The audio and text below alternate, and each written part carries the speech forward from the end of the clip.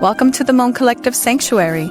I'm Dr. Lydia Luna, and I invite you to join me on a journey of self-discovery, healing, and transformation as we explore the depths of our inner and outer world to unlock our truest potential. Welcome, everybody, to the Moon Collective Sanctuary podcast. My name is Dr. Lydia Luna, a licensed clinical psychologist and founder of the Moon Collective Sanctuary. And I'm here today joined by Briana Damavandi, an LCSW, also a psychotherapist who specializes in complex trauma and somatic work. I'm so excited to have Briana back. Today, we're going to talk about inner child healing through parts work and also generational trauma and how that shapes us, but also how we can break free. So welcome back, Briana. I'm so happy to have you here and talk about this topic. Thank you for having me. It's so good to see you again. And, it's funny because it's something you and I talk about all the time outside of here. So It just feels so natural that, of course, we bring it onto the podcast. Yes. So, Briana, before we get started to talk about inner child and parts work, for those listeners who may have not listened to the other episode, share a little bit about yourself and your work. Yeah, so I'm full-time now in private practice, and I focus mostly on trauma work, complex trauma, anxiety, all the things where people come in thinking, I've carried in my body, whether it's through chronic pain or somatic symptoms, and, I really want to explore how to release it. Or I've tried talk therapy and that didn't really work. I still have trauma, and for whatever reason, I'm still struggling, even though I've done years of talk therapy. And so I'll use my holistic background, which is as a trauma-informed yoga teacher, somatic therapist. So I incorporate Reiki as well, breath work, sound therapy, all into these things, as well as art therapy, parts work, and EMDR. I forgot to say my favorite part is as a certified EMDR therapist and a consultant. Let's dive right in. What is parts work and how does it help heal inner child wounds? So it's a therapeutic modality where we're working with all the different parts of ourself that are showing up. Oftentimes they're wounded parts or the inner child parts from our past experiences that are disintegrated. And so through healing them, we get to now integrate them so they don't get to show up in those really unhealthy ways. They might show up through ways such as an overreaction or avoidance or anger or different things where you just find your emotional response is not exactly what was warranted for the situation. And that's when you pause and you start to do this work, you realize, oh, that's not me as my highest, healthiest self showing up. This is this hurt child with whatever happened at 5, 6, 8, 12, 14, all these ages and stages that feel really stuck because of the nature of what happened, or maybe the lack of support in that time period where the feelings weren't able to be expressed. And as a result, it led to a repression of all this stuff that is now suppressed in the body and in the psyche. And so these various personalities or schemas, whatever we want to call them, continue to show up in really unhealthy ways until we can face them, integrate them, have a dialogue, and really release them through healing. What made you interested in parts work? Because this is a kind of cool methodology. So what led you to being curious about this and integrating it in your work? Yeah, it really started through trauma work. So doing EMDR and specializing in trauma, naturally these modalities, or really more the question I kept finding with clients is there's always this stuck part that seems to need to come out in EMDR or in trauma work. And a lot of times it's the inner child work or the attachment work. And we really see this, especially with people who have a lot of developmental trauma or attachment trauma. And so that's where this work was really that missing link for reprocessing, because yes, we're doing EMDR and we're doing great work, but we tend to get stuck. And so when I started learning more and incorporating inner child parts work, IFS, which is internal family systems, that's an even more in-depth way of looking at the parts of the self. It was really groundbreaking through integrating that with EMDR, of being able to heal within and not relying on maybe someone else to do the healing, but it's, wait, I can reparent and heal these really hurt parts inside, which is very empowering and really that missing link. So that kind of got me into the rest of it. That's cool. Can you share more about how you use parts work to work on inner child healing? Yeah, absolutely. So with EMDR, for example, or even without of it, we'll be finding, what's the part that's showing up in, maybe it's a present trigger or stressor. And when we start to go back of, well, what's that felt sense of, if this was an age, if we could verbalize like that feeling that it is, maybe it's the hurt or the anger, we start to find, oh, it's that 5-year-old part or that 8-year-old part or 13-year-old.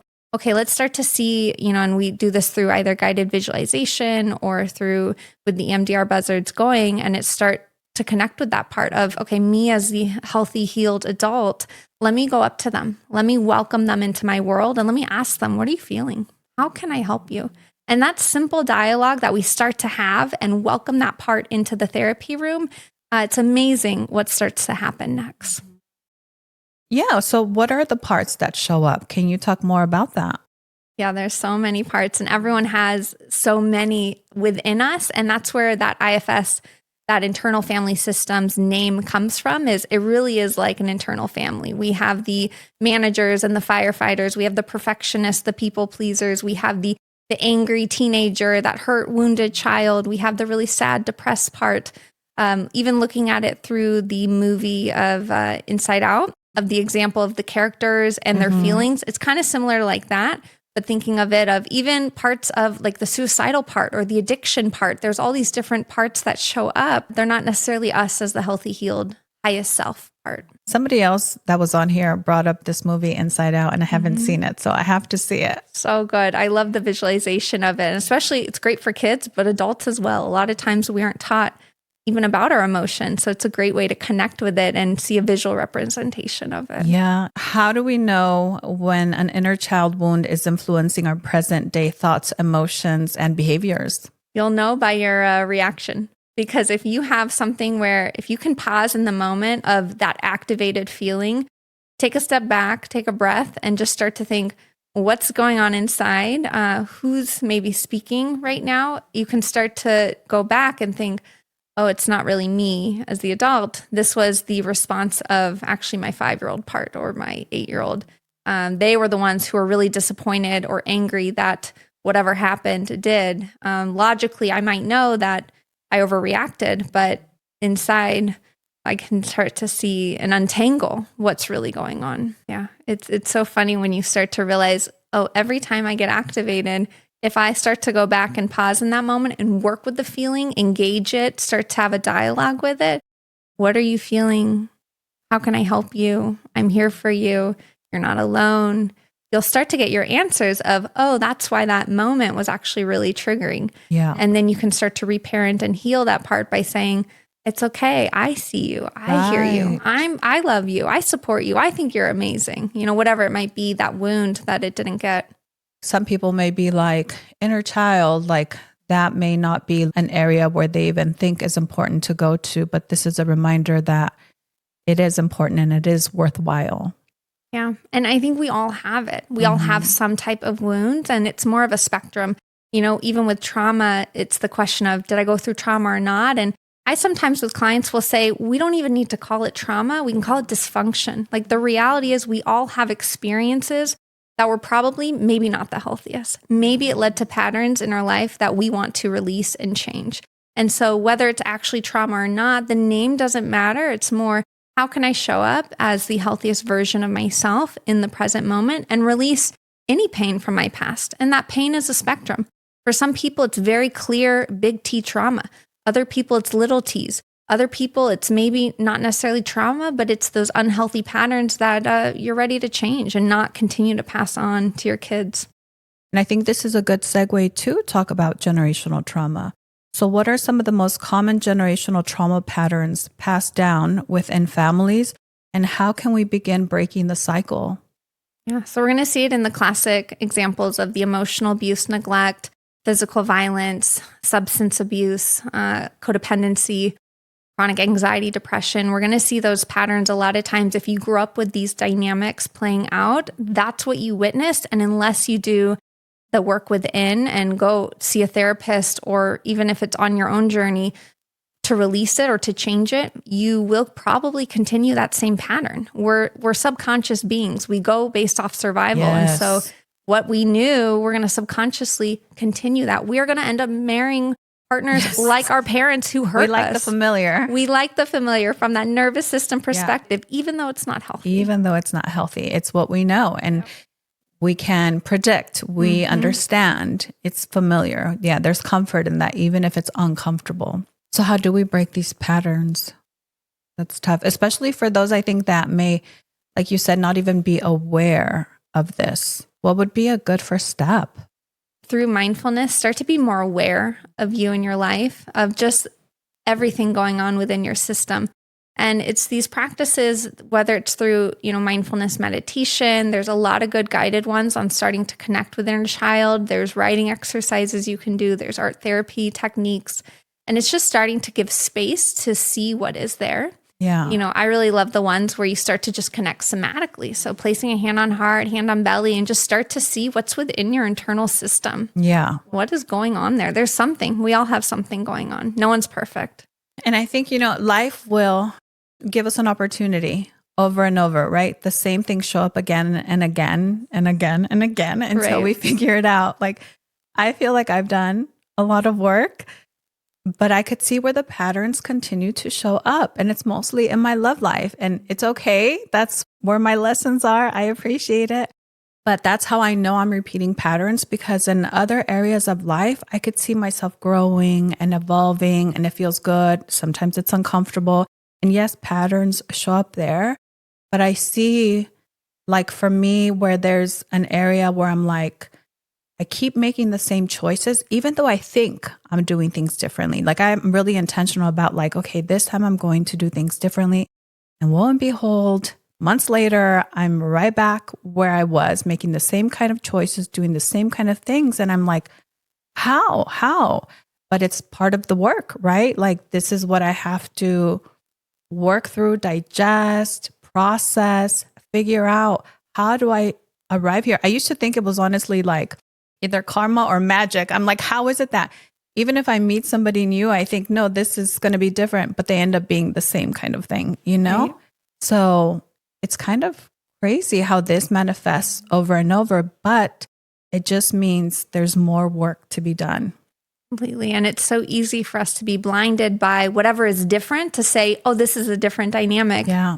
And then at the end of the day, it's really not. And I keep just saying it's just another opportunity for learning and growth. And it happens too with our children. When we are parents, it's wild how the same dynamics play out and you become like your mom or dad and you start to say, oh, wait a minute, I can react differently. Now your kids will really show you ways you have to heal as well.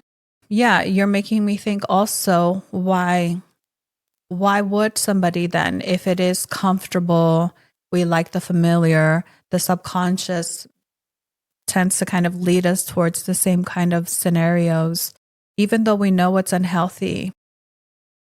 What would be a motivator for some that are like, well, I'm comfortable, even though it's not the best situation for me, it's what I know. What can we tell them?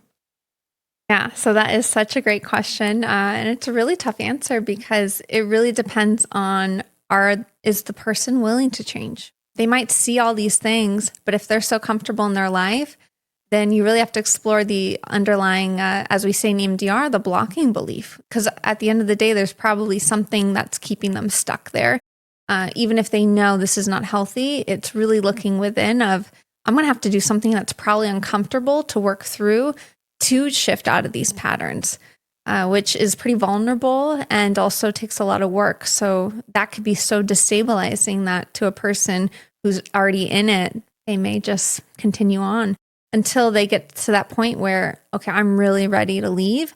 And also by leaving or setting boundaries or whatever that might be through their healing journey, they might really ruffle some feathers of the people around them. They're going to be showing up in ways that the people around them are not going to be used to and may not like. And so that too can be very uncomfortable and can keep people stuck where they don't feel like they're worthy enough to stand up for their needs. They don't feel like they deserve more. And so if they continue to feel like that, they are going to stay stuck. Yeah. And this is another great point. This idea of to make major changes may mean shifting one's life. And that can feel like too much for some people. Even if they know this is not the ideal situation, to leave would mean so much change. And some people, like you said, are not ready for that. Yeah. And so as a therapist, we can only do so much. We're planting seeds. We're creating internal safety. We're processing it. But when they're ready, they'll do it. And that's good that at least there's awareness at the beginning to know this is an area that may need to get some healing or may need some shifts, but to know that there may be a time when one is ready. So if it feels overwhelming right now, it doesn't mean stop doing the work, close your eyes, put it aside. It just means continue the work. And maybe at some point, either the strength will come or even just sometimes the awareness and some acceptance towards the situation and finding where do we have control? Where can we make shifts? Even if the situation itself cannot be changed, right? Yeah. And that's too where the trauma work really comes into play, because a lot of times it's stuff that happened in the past that keeps someone stuck. And so when you start to work through that, it's amazing that then you can show up with the idea that you have choices. Yeah. And so you can choose to stay or you can choose to leave. Yeah. And that's powerful. Choices, to know we have choice in what we're doing or what's happening is powerful. What are some of the most common generational trauma patterns passed down with families? And how can we begin breaking the cycles? Yeah, so we'll see things like addiction, emotional abuse and neglect, physical violence, chronic anxiety, depression, all these different, codependency, enmeshment, all these dynamics that play out will continue to pass on until you can look within and see how it shows up for you in your life and how to do it differently and release it and heal it and also completely shift. And so this is to say, if somebody's struggling with some of these things, to maybe remember that it's not them that are broken. Maybe they are just experiencing things from their generations that they're meant to break the cycles from. Yeah. Break cycles from, yeah. Yeah. And is it mom's voice or dad's voice coming through? Yeah. Or is it their fear or their anger coming through? It's not necessarily yours. And we can start to dialogue within to say, oh, this is not mine that I've been carrying. That's very freeing. So what role does self-compassion play in healing our inner child? And how can we begin integrating this practice into our daily lives? Yeah, I mean, that's the most important part of this work, is to have that non-judgment, that loving kindness, that self-compassion. Because if you're going to be angry at your parts, be critical of them, question why are you showing up, that's not then allowing healing. That's continuing this disintegration and the repression of the underlying feelings. So in order to heal, we have to feel what is there. We have to allow space to work through it in order for it to be released and not be carried on. So a lot of different practices you can do. One of my favorite to really model this work is through RAIN. Have you ever heard of that with Dr. Tara Brach? So for those of you who don't know, it stands for recognize, allow, investigate, and nurture. And to kind of break it down, what we're doing is each step of the way, we're recognizing what's coming up with kindness, with nurturance, with loving compassion of, okay, what's here? We're going to allow the feeling. We're going to sit with it. We're going to investigate. Maybe you're going to ask with kindness, when have I felt this before? Or let's explore what's going on. Tell me more to that part. And then you're going to nurture. Okay, it makes sense. I hear you. All these different ways that nurturing can look like through somatic practices, through breath work, through even just going slower, more gentle that day to understand where that reaction came from. And then also, if you find you're overanalyzing or you tend to intellectualize things, you may not want to do I, you may just want to do RAN. Recognize, allow, nurture. Because if you're investigating too much, you get stuck in the head and you're not in the feeling state. Yeah. So for somebody who has a difficult time being compassionate, something that I've also recommended to do is to get in touch with their inner child. And we check in, like, is this how you would talk to an 8-year-old? Is this what you would expect from an 8-year-old if they made a mistake, if they tried something and didn't get it right the first time? How would you respond to them? How would you even speak to them? What would you say to them? And then give that to oneself, right? Yeah. And if you don't have any models, maybe, you didn't grow up with any of that supportive feedback. You don't even know where to start. Right. Go look at a movie, a TV show. Go look at a family that you really like, a nurturing figure, parent, caregiver, or even the animal kingdom. Go see how the mama penguin takes care of the little penguins. Yes. It's like, oh, okay, I can do that to my inner child too. Yeah, so true. So for anyone struggling to connect with their inner child or skeptical about parts work, what are some other interventions or gentle entry points or first steps to start this healing journey? So maybe we want to start by looking at old photos, scrapbooks, whether it's on the phone or in person, print them out, frame it, put it on your phone as well as a screensaver, because that's the part showing up. And a lot of times people will start to go back and they'll see, oh my God, I hate this photo of myself. I hate that age. Okay, that's the one you need to work with. If you are having some self-hatred towards a part or a younger version of yourself, definitely bring that into the room of how can I start to love this part? Because when we hate a part of us, that's, we're hating ourselves. And so it's so internalized, this disintegration and self-hatred, that's going to really show up in negative ways in our life.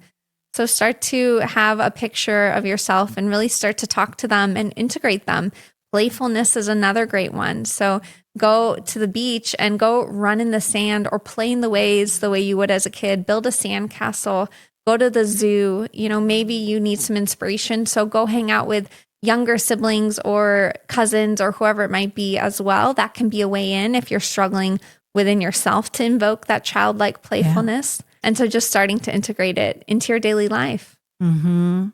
You said something right now that maybe we can talk a bit more about, this idea of self-hate, because it does tie into also even practicing compassion. So how do we tap into these areas? And because when I'm thinking this, I'm thinking like, where did this even come from, right? Like, how do we even hate ourselves? Is it from an internalized voice when we were younger? Is it from society or culture saying that we should be one way when we're not? So let's talk more about that. Yeah. And it could be all of those. And so especially when you start to think back on your past, all of us will have, oh my God, that yearbook photo or that age when I had braces or I cut my hair in the bowl cut. I don't know what I was thinking. I'm so mortified or whatever it might be. That's okay, can you start to see that child or that teenager for who they are? They're just trying to express themselves. They're trying to explore. And they might have done some things where they're trying to express themselves and then they get shut down or criticized or hurt by those around them, especially caregivers, mom or dad or whoever it might be. And so that's when it can really start to create those wounds of, okay, then I'm not enough. I'm not pretty enough. I'm not smart enough. I'm not good enough. I don't deserve. And so then, that does hang out in your head as an adult until you can work through that and actually start to love those parts. How would this look like in parts work? So definitely it's imagining that part of what they look like, what they're wearing, and then you enter into the scene and you meet them. So you imagine that part and everything about them, how they're acting, what they're doing. And then you walk over and and I'll tend to guide this, but there's a lot of guided meditations you can listen to that are free to kind of help guide you into this work if it's hard to do it on your own. And then you go up to them and say, how are you doing? What's going on? How can I help you? And they might be really angry at you. They might feel like you left them because you may have deserted them through this self-hatred. And then you get to say, I'm sorry. I'm here for you now. I'm not leaving you. I love this idea that we can have these inner dialogues with these different parts and that's okay. Mm-hmm. Another one I love is a writing exercise where in your dominant hand, you write to this part as the adult that you are, and then you respond in your non-dominant hand, and it's going to look like child's writing. And really you get to start by asking, how are you? What's going on? How can I help you? They respond, you respond, and have this whole dialogue and just allow that subconscious to come through from that inner child, and you'll start to see a lot come out. Mm-hmm. That's a really cool one for people to try. Mm-hmm. I may try that one too, actually. Yeah. And to explore, where does this come from, right? Like, is it even our own self-hate? Usually it's probably not. Right. It was conditioning or something. Yeah, we're not born to hate ourselves or to hate in the world, but we learn it. Yeah. Now it's leading me into this discussion of self-love because that's the opposite. So tapping into self-love, tuning into that, is that another part of us? And if so, what part is that? Yeah, I think that hits on the self is what we call an IFS, but I like to call it also the highest self. And I think this comes from more the spiritual background and the holistic work I do is I don't think it's just the self. IFS therapists will just call it the self, but it's our highest self. It's our heart. It's the purest part of us. It's our soul. It's our essence. And that part is always good and pure and always there. And so we all have it within us. It just might be buried very deep. And so it's how do we start to tap into that energy? Yeah.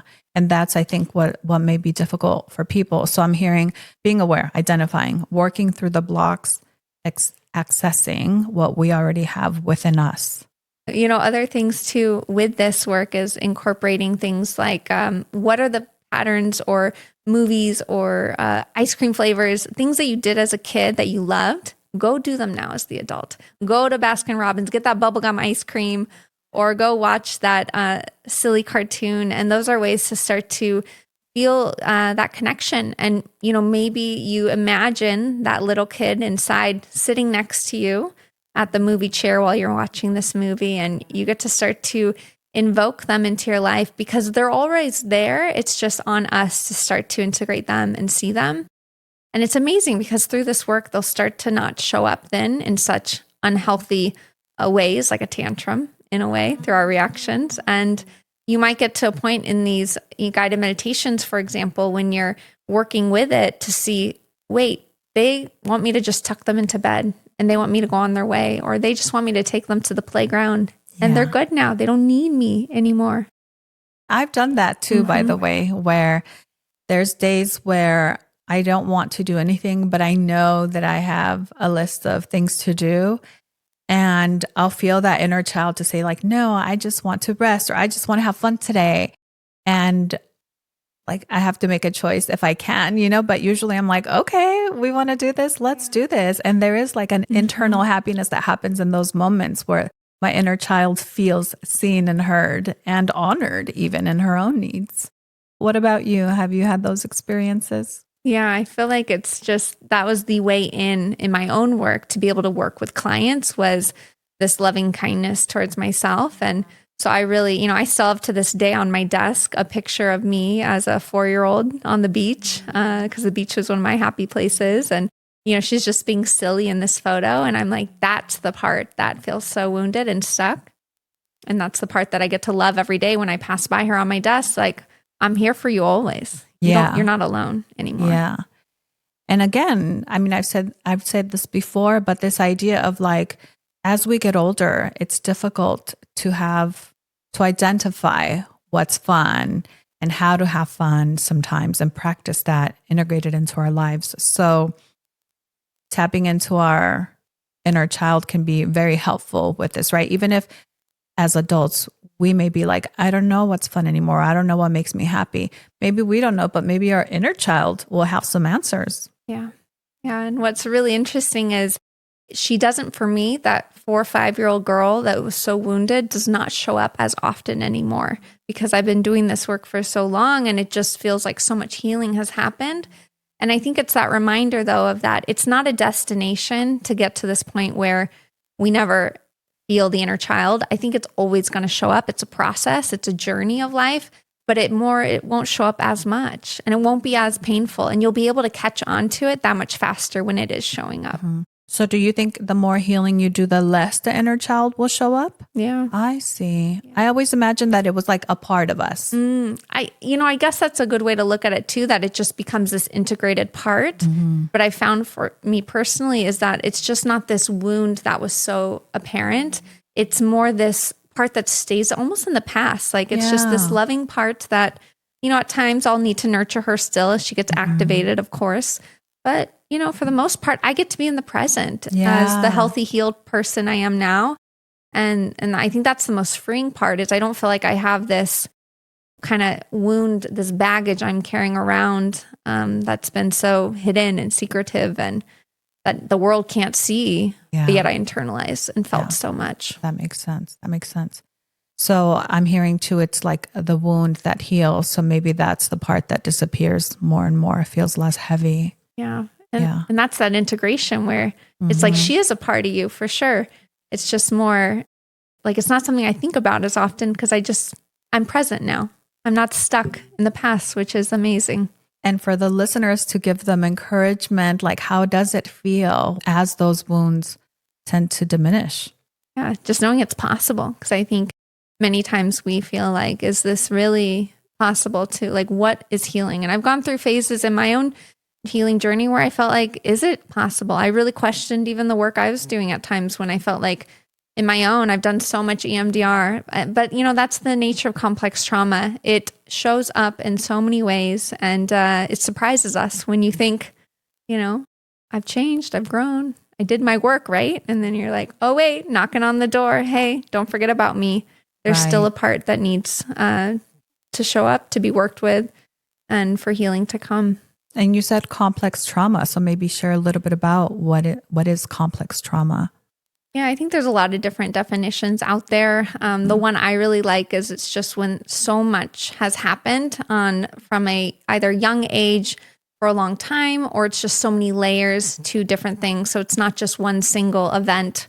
It's either a long time period of things happening that were traumatic in nature, or at least destabilizing in nature, where you really, whether it's emotional or physical, neglect, violence, things like that, criticism, all of those things, when done for such a long time period from an early age, many layers to it. And I know that's not a short answer. It's just more the way I imagine it too with clients is when you come into session and there's just so much going on that has been going on for so long. I imagine several people are dealing with complex trauma and may not be aware of it, because for them, they may have thought it was normal because that's how they were brought up. I have a good number of people that I've done work with where it wasn't until they were older that they realized, oh, wait, that wasn't normal, whatever that means, right? But I thought this was normal because that's what we dealt with all of the time. But it wasn't until I was older and I saw other people's lives and families, then I knew, oh, wait, that doesn't happen everywhere. This isn't the way it is typically. And they have this awareness of like, oh, wow, I went through emotional abuse or abandonment or whatever, but for them, they wouldn't have known until they saw it differently. So I think complex trauma is really important for people to even know what that is and check in to see if it's what they've experienced. Yeah. And just, when you find, okay, you go into therapy and it's not going away. A lot of times are you with a trauma therapist? And I'm talking like an actually trauma-informed or trauma-trained therapist, not just someone who asked, did you go through trauma? Okay, that's it. So many clients who come to my door say, the therapist I was with could not handle it or said it was too much for them. And, you see that how do we work with trauma in a way that's actually effective and evidence-based? What would be the difference, I guess, between somebody who is more of a overall general therapist? I mean, we usually have our specialties, but what makes a trauma-informed therapist different? Yeah, so they're going to have things like empowerment-based language, really a lot of voice and choice in how they navigate work with you. You'll see it even from the intake questions, avoiding victim-blaming language, things like that. And they're willing to go there with you. Even my own journey, it was wild how over the years, I think too, I'd meet with a therapist, an EMDR therapist, for example, and I think they'd see, oh, she's an EMDR therapist as well. I don't know, but before they'd find it out, and I tell them, this is what I'm coming into work with, can we go there? And they go, oh, I don't know. Let's first do, more grounding or this or that. And it's like, I'm resourced myself. I know myself, at this point in the game, like I'm ready to go there. And so part of it too is, yes, we have to honor that. Is the client safe enough within? But it's so surprising how many times therapists won't go there because they're not ready to go there. That's tough for the client, right? Or the patient on the other side, that they're coming in with their trauma, with their suffering, with pain, and to be told, I can't go there. Yikes. Yeah, that you're not ready. How do you know I'm not ready? Right. I'm telling you, it's your job as the therapist, and it's my job as the therapist to create that space and be that container. If my client goes there, I'm going there with them, and I will slow them down as needed, but I will be that container to help support them to internally build up those resources to cope with whatever's happening. But I'm not going to stop it if it's going there. Yeah. So this is a reminder for people, if they've encountered this kind of situation where that therapist maybe isn't capable or doesn't have the training. Good that the therapist is stating their limitation, but that doesn't mean that the person is too broken, there's too much trauma. It just means for that therapist, maybe it's not a good match. but don't give up and do your research and find somebody who is suitable, right? Yeah, absolutely. Yeah. And it's sad because now you'll see, like, I've seen this with EMDR therapists, I've seen this with trauma therapists. And so really when you're in that part of the consultation with the therapist, seeing if they're a good fit, you want to really ask, what's your experience with trauma? This is what I've gone through. Yes. What's your style? What are your thinking for treating this? And then even for EMDR therapists, you want to go for a certified EMDR therapist. They're going to be much more trained and more able to work with things like complex trauma than someone who's just EMDR trained. Okay, that's an important distinction. Yeah. Yeah. So complex trauma is, there's a lot to it, right? So I think what we can do is really make this an entire episode. So I'm going to have you back, if that's okay, so we can dive deeper into complex trauma and everything that it entails, because I really do believe that a lot of people may have experienced this and just are not aware, but it's affecting them daily. Yeah, completely. I mean, it's even, we have CPTSD. It's not even officially in the DSM-5 for complex PTSD, but it's real. It's there. And yet not many people even acknowledge it or are fully trained around it. And it's important, right? Why would it be important for people to know? Maybe you can share that. Yeah. You know, it's a good point, because if it's not even technically a diagnosis, in theory, why does it matter, right?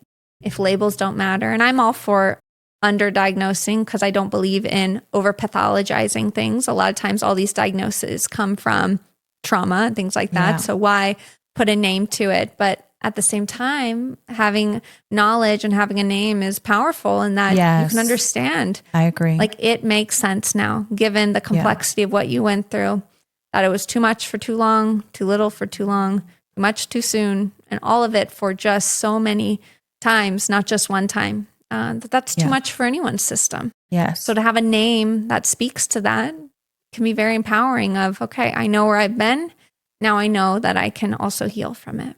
Yes, I agree 1000%. And for me too, like this idea of separation, that it's not who we are, it's what's happened and it's influenced who we are, but we have choice to be different or choose differently, to have a different kind of life.